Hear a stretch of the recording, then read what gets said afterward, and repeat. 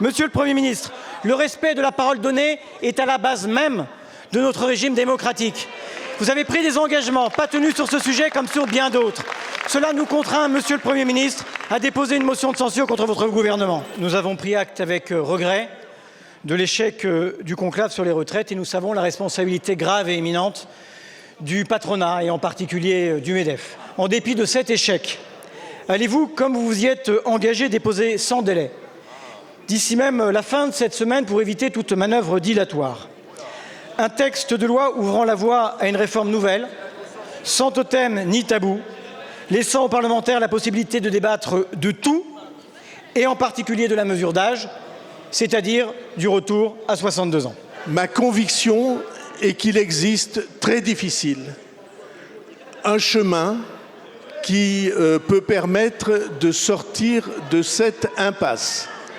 Le but du travail que je me suis fixé, c'est qu'en effet on trouve ce chemin et ce chemin débouchera sur un texte, devrait déboucher sur un texte, dois-je dire, devrait déboucher sur un texte qui pourra être examiné par la représentation nationale. Mais je veux vous dire des choses claires, Monsieur Vallot. Quel que soit le chemin législatif ou réglementaire que nous prendrons, il est pour moi inacceptable de laisser détruire l'équilibre financier si difficile à trouver dont nous avons le plus urgent besoin. Le 16 janvier 2025, par écrit, je vous cite encore: si les partenaires sociaux ne parviennent pas à un accord global, nous présenterons néanmoins les avancées issues des travaux des partenaires sociaux. Nous présenterons sur cette base un nouveau projet de loi. Ainsi, l'impératif de réforme pourra être satisfait dans une démarche de justice. Le Parlement aura, en tout état de cause, le dernier mot. Monsieur le Premier ministre, le respect de la parole donnée est à la base même de notre régime démocratique. Vous avez pris des engagements pas tenus sur ce sujet comme sur bien d'autres.